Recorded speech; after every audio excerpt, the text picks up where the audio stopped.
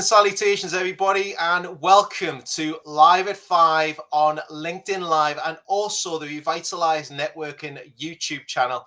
Welcome to everybody for joining us this week for the weekly business-focused podcast that is Revitalise Meets, where I get the opportunity to meet many business connections, not just locally, but globally, to really delve in to find out more about where they came from and why they're in business in the first place.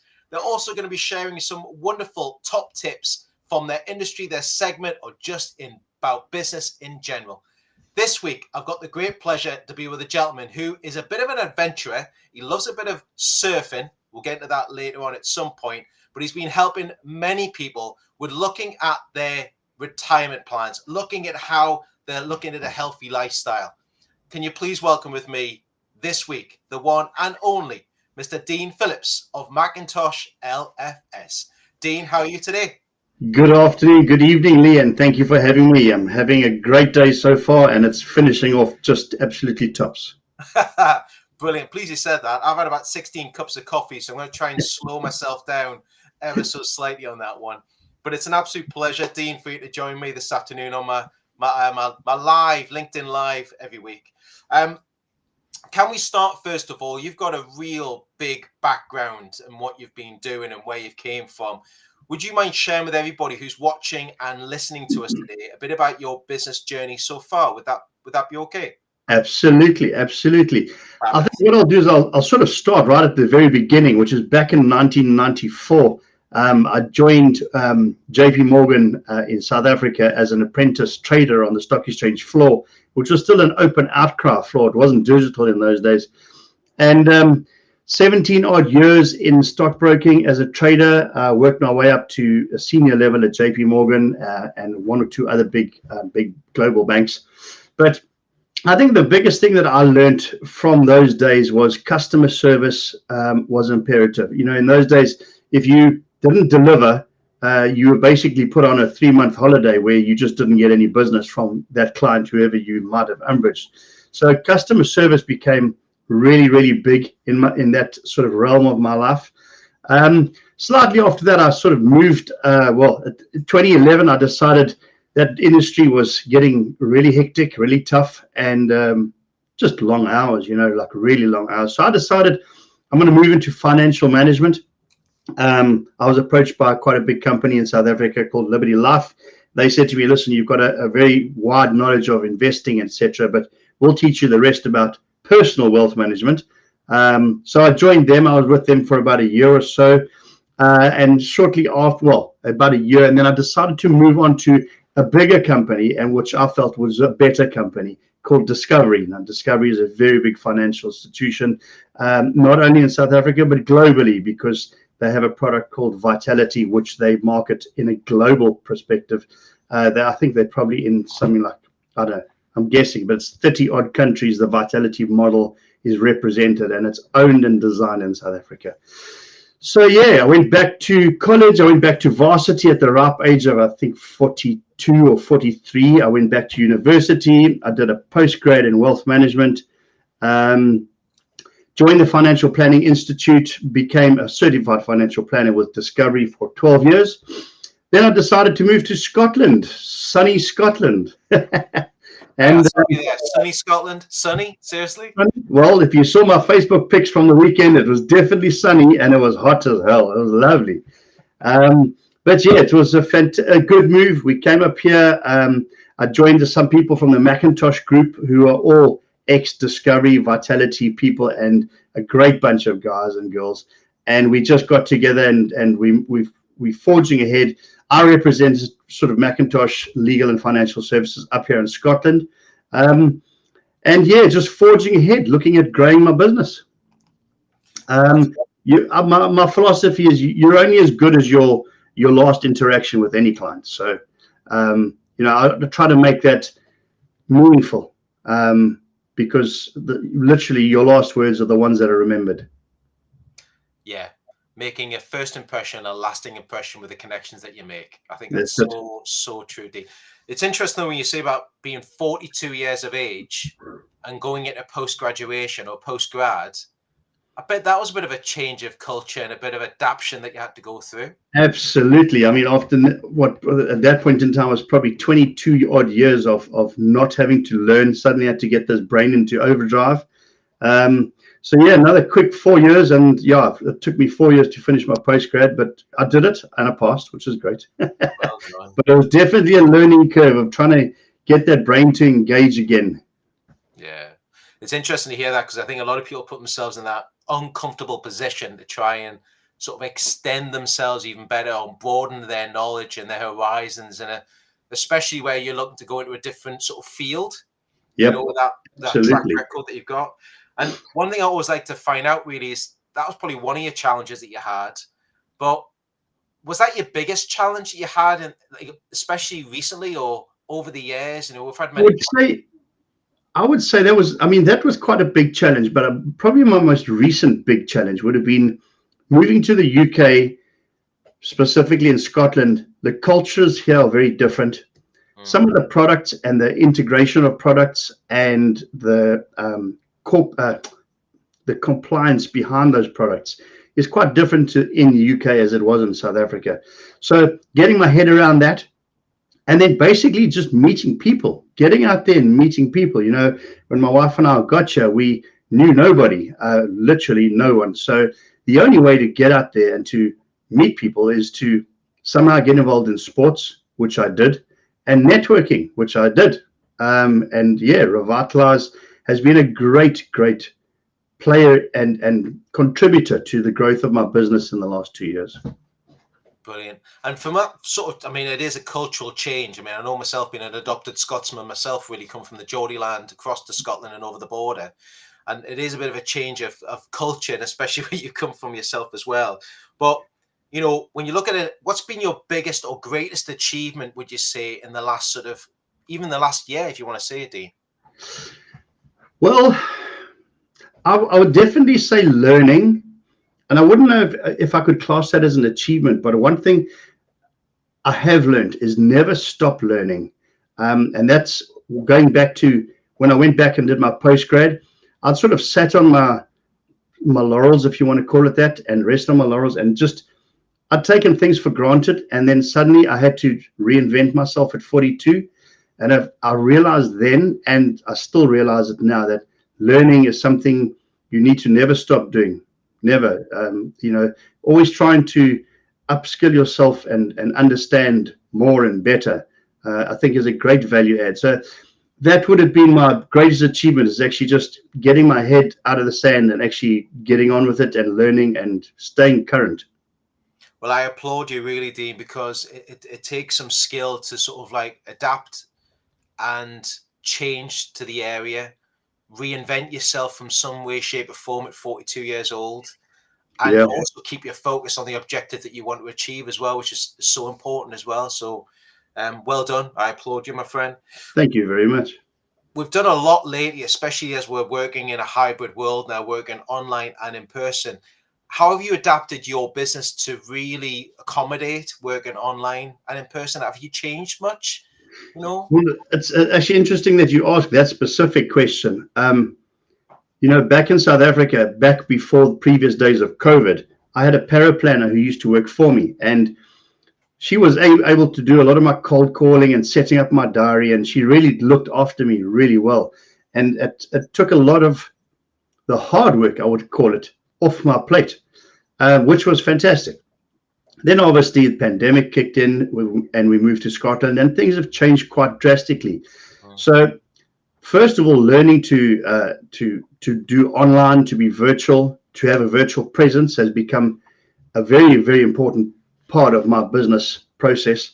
And networking, I go back to networking again because,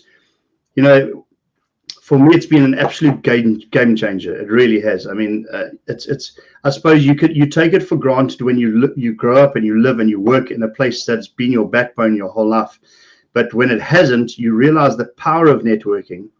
And I think even for people who are sort of working and living in their old neighborhoods, I don't think they realize the power of networking beyond their current sphere. And for me, it's been huge. The lead generation has just been massive from networking and from my sports group. So yeah, just I believe getting out there, changing life, and exactly what we're doing now is just having a chat with people. And the lovely thing is that the virtual world has made the world so small. 100%. It's good to talk, and it's about those communication lines that we have available. But here's a thing for you though. So when you look at your in person and you look at online, what percentage would you give to each side of that? Is it more heavier on the online, or is it more heavy on the in person? What would you?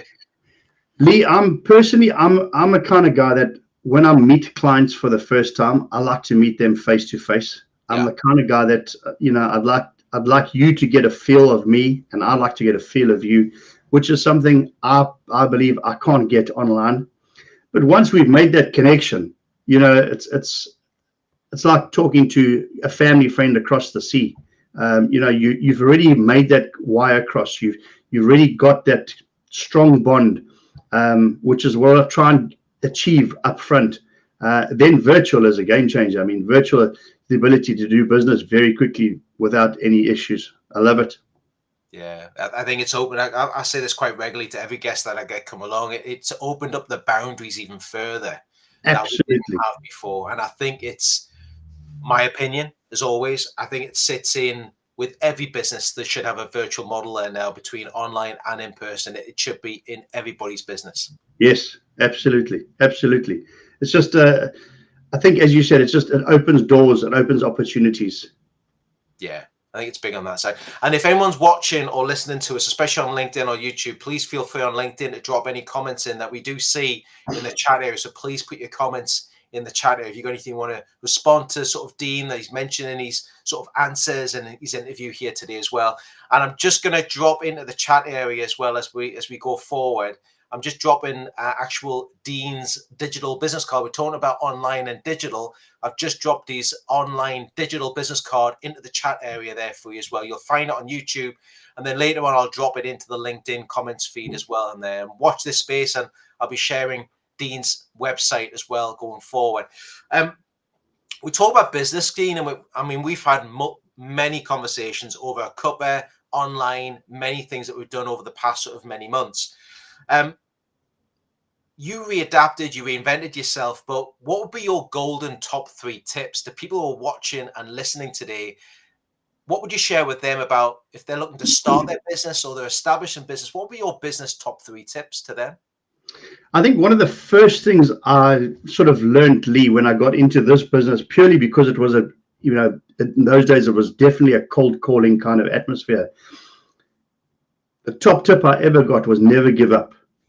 And the bottom line, the backbone of that is most new sales that are made, whether you be selling a nut and a bolt or you're selling a car, or doesn't matter what you're selling, most new sales are concluded on the 7th to 9th call or visit or interaction with a potential client.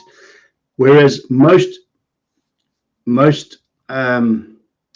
failed salesmen or women give up after the 4th sales call. So they just, you need to persist. You need to push through, keep going. Don't be a nuisance, but, be present. And clients like that.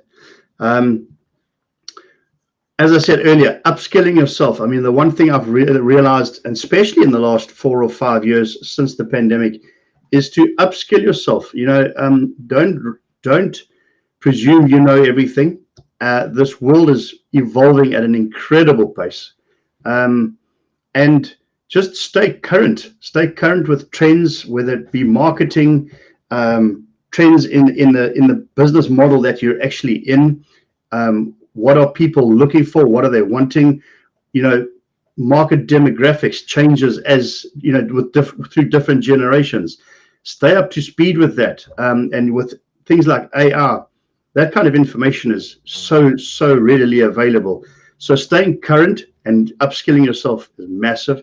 And then I think my biggest one, probably one of my biggest ones, and the one that I actually love the most, is talk to your clients. But really talk to them, get to know them, not just about business, not just about the product that you're selling, but actually get to know them, get to know about who they are, what makes them tick. Um, people like to know that you care and that you're willing to listen. And one of an old adage, I think, I can't remember who told me, I think it was one of my earlier bosses at Discovery, said, "You've got 2 ears and one mouth. Listen twice as much as you talk." And I like that. I like that. It's I try to remember that as much as possible because I do like to talk. My dad said the same thing. You've got 2 ears for a reason, son. Listen. Right. Exactly, So, exactly. But yeah, those are probably my top three, I would think. love that. So never give up. Keep the focus. Keep the drives from Dean. Yeah, Upskill. Always identify your trends in the marketplace and your sector and your industry that you're looking at as well. I think upskill is a key thing. You've always got to be learning every day, every week. absolutely, absolutely. And I mean, it could be the slightest thing that could be a game changer. I found in my business, you might learn one thing new today that the client you saw yesterday, if you'd mentioned that one thing, it could have changed the outcome. So always stay upskilled, always stay relevant. Very important. Yeah, and I think that last one you put on there is what we don't do sometimes as business owners is communicate to our existing clients. Yeah, What I just mean by communicate is actually understanding who they are, what they know, what they're about, really taking a deep dive and getting to know them really well. Yeah, and be available. Be available. I mean, clients, we know they're not needy, but sometimes when they do need you, they really need you. So be available. Yeah, I think that's so important on that one there. So I'll drop those into the chat in a moment or two once we get into the next part, and that'll just be before I sort of add in sort of Dean's website in there for everybody as well. Me and you talk about personal time quite a lot. I know you've got a lot of outdoor activities that you like to do as an individual. See a lot of them on our social media screens of them skimming across the water of ocean in the middle of Scotland, which takes a lot of bravery and fairness with many people. What do you do with personal development? Do you do a lot of sort of reading of books, take time out to work on yourself to get yourself more stronger for your business? Do you take time for that? Yeah, I do a lot of podcasting. I do. I love it. I love a good podcast. There's a couple that I'm following on Amazon at the moment and Spotify. So I love a good podcast purely because I'm on the road a fair amount. So it's just the easiest way to get things done. And then through the various companies that I represent, they all have continuous personal development courses, links, things that you can get into. So those having those available is just so beneficial. Yeah.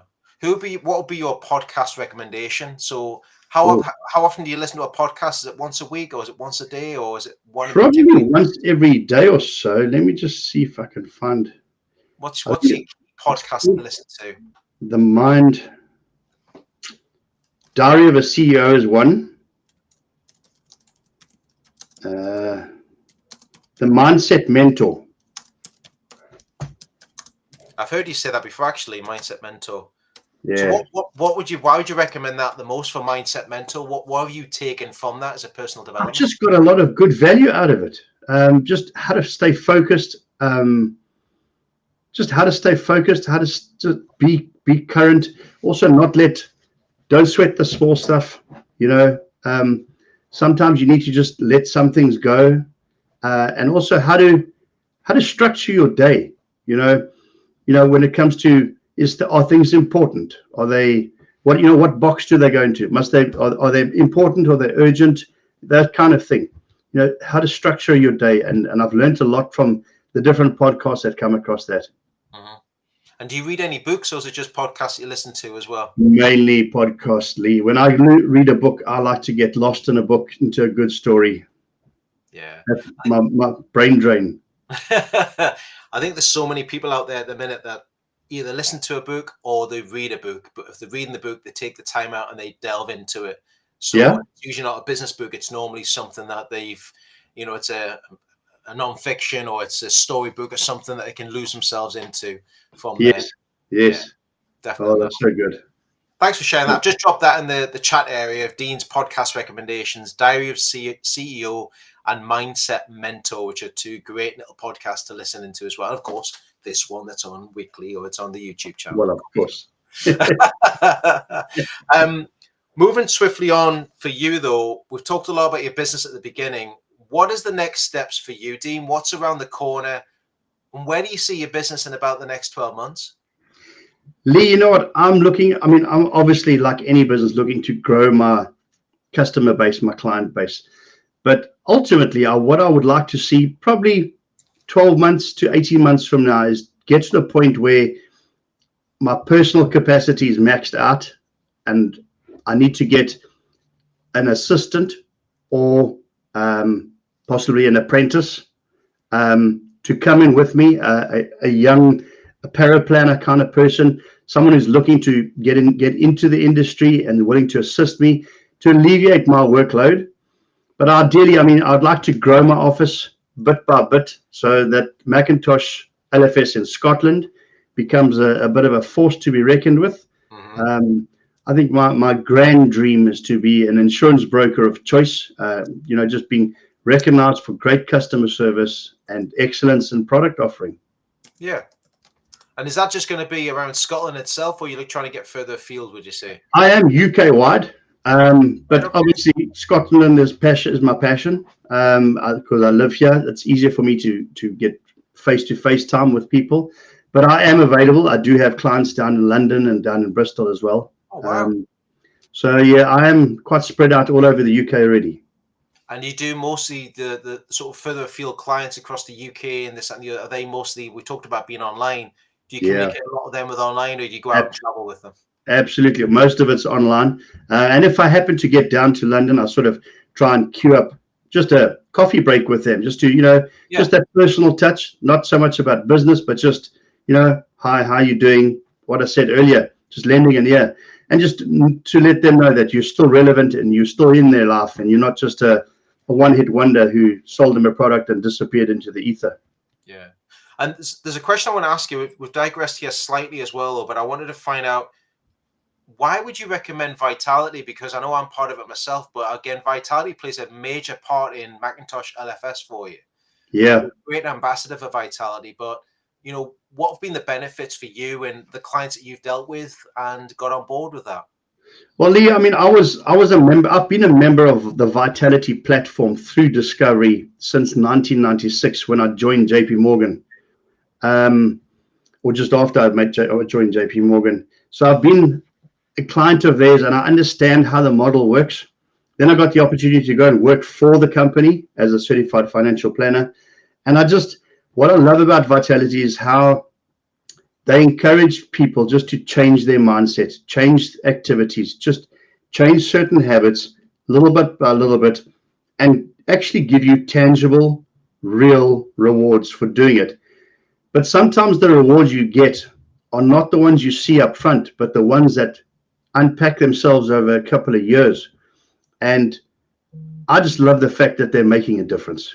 Yeah. And they give you value beyond that anywhere anybody else is getting that value. And that's what I like to see. I've seen clients of mine in South Africa, in Cape Town, have gone from being a type 2 diabetic to almost non-diabetic at all. Basically just through interacting with the Vitality platform, getting some step counts in, going for a swim, going for a run, eating healthy. They've changed their lives. And for me, that's a big value add. I love seeing that.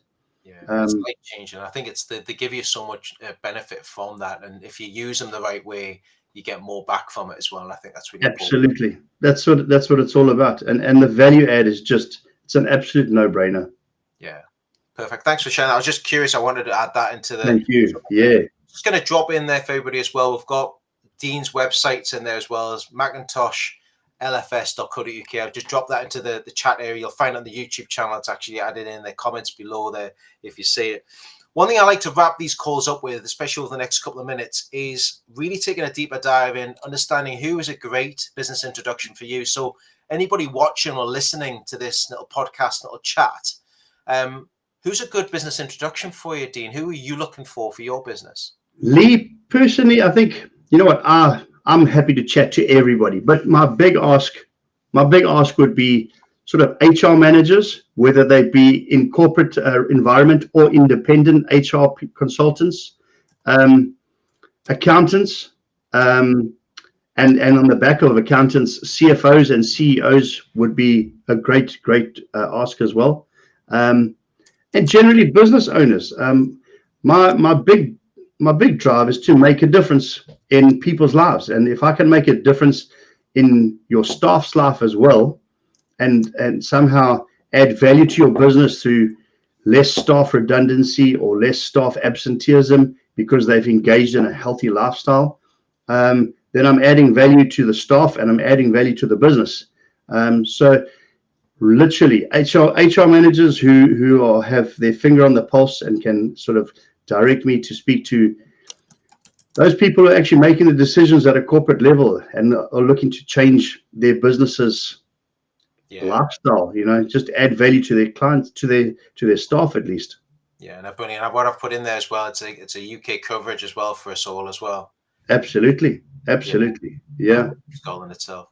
I've just put in there the chat as well. Dean's perfect business intro is HR managers, accountants, COOs and CEOs, UK coverage, and many, many more. And as I recommend to everybody, if you haven't reached out to Dean yet, I would recommend that you link in with him, connect with Dean, or go by his website, or have a look in the chat area. You'll find Dean's linkaroo, which is digital business cards, dropped in there for you as well. Thanks very much, Dean. Really appreciate you spending time with this afternoon. Thank you very much, Lee. I've really enjoyed it. It's been fantastic chatting to you. Absolutely superb. And what's next for today? What else you got planned? Now I'm going to take my wife and we're going to go for a nice romantic walk. About a half an hour, get some step count up. I love it. See, he's always thinking about vitality all the time with that one as well. He play his windsurfer with him or his surfboard on there as well. So there you go. Dean, thank you so much for spending time with me this afternoon. Greatly appreciated, as always. And to everybody else out there who's watched and for listening to us today and for this week at Live at 5 on LinkedIn Live and on the YouTube channel for Revitalise Networking, thank you for joining us. If you got any questions about what's coming up in the schedule, please feel free to subscribe to the YouTube channel. We've got over 140 interviews on there, including Dean's interview on there in the schedule and in the series. There's many more Revitalise Meets, the business focused podcast coming up over the coming weeks. We are taking a break next week because of holidays and various things, but we're going to be back on Live at 5 on LinkedIn Live from the 21st of May, where I'll be welcoming along Julie Taylor of Buzz Networking, based in the wonderful world of the Netherlands. She'll be sharing her knowledge and expertise around LinkedIn, social media, and much, much more about her business journey over the past few years. From me and from Dean, thank you so much for joining us. And don't forget, subscribe to the channel. Take care, everybody. We'll see you all again very, very soon. Bye-bye for now. Bye-bye. Thank you. Bye-bye.